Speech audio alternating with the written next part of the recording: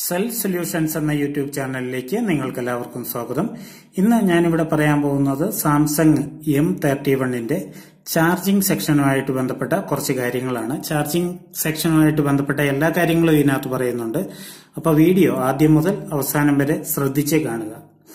ചാർജിങ്ങിൽ സാധാരണ M31ന് കാണുന്ന ഒരു കംപ്ലൈന്റ് ആണിത്.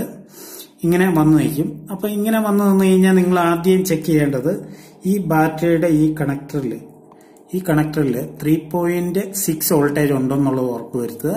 3.6 വോൾട്ടേജ് ഇല്ലെങ്കിൽ നിങ്ങൾ ഒരു ബൂസ്റ്റർ ഇട്ടിട്ട് അതിൽ 3.6 ചാർജ് ആക്കുക. എന്നിട്ടൊന്ന് ചെക്ക് ചെയ്ത് നോക്കുക.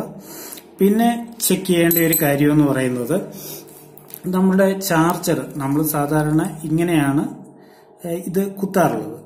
അപ്പം നിങ്ങൾ നേരെ തിരിച്ചൊന്ന് കുത്തി നോക്കുക. നേരെ തിരിച്ചൊന്ന് കുത്തി നോക്കുമ്പോൾ ചാർജ് കയറുന്നുണ്ടോ എന്നൊന്ന് ചെക്ക് ചെയ്യുക.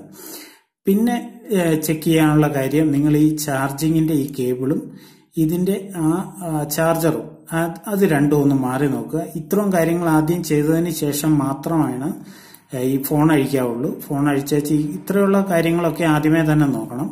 വേറൊരു ചാർജർ മാറ്റി നോക്കുന്നതിന് ഇത്ര പാടേ ഉള്ളൂ. അപ്പോൾ അതൊന്ന് ചെക്ക് ചെയ്യുക. പിന്നെ വന്നിട്ട് ഇതിന്റെ വേറെ ഈ പ്രശ്നം വരുന്നത് ഈ യൂണിറ്റിന്റെയാണ്, താഴത്തെ ഈ ബോർഡിന്റെയാണ്. ഈ ബോർഡ് ഒരെണ്ണം മാറി നോക്കാവുന്നതാണ്. പിന്നെ ഇതിന്റെ കണക്ഷൻസ് ഒക്കെ എങ്ങനെയാണ്, എങ്ങോട്ടാണ് കയറുന്നതെന്ന് ഞാൻ പറയാം. ഈ ചാർജിങ് കണക്ടറിൽ നെഗറ്റീവ് നമുക്ക് എവിടെ വെച്ച് വേണേലും ചെക്ക് ചെയ്യാം. നെഗറ്റീവ് വരുന്നുണ്ടോ ഇല്ലയോ എന്നുള്ളത് അറിയാൻ പറ്റും. പോസിറ്റീവിന്റെ കാര്യം ഞാൻ പറയാം. പോസിറ്റീവിന്റെ കാര്യം നിങ്ങൾക്ക് ഇവിടെ കാണാൻ സാധിക്കും. 2 കപ്പാസിറ്ററുകൾ കാണാൻ സാധിക്കും.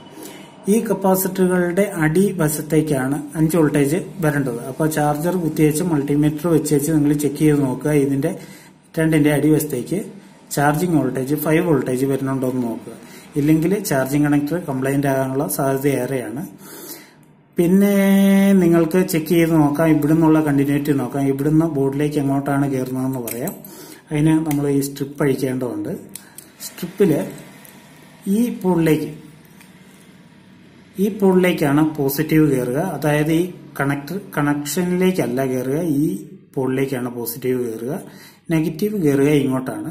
അപ്പൊ ഇവിടെ രണ്ടും നിങ്ങൾക്ക് മൾട്ടിമീറ്റർ വെച്ച് നോക്കിക്കഴിഞ്ഞാൽ 5 വോൾട്ടേജ് കാണിക്കണം. അത് കാണിക്കുന്നുണ്ടോ എന്ന് ചെക്ക് ചെയ്യുക.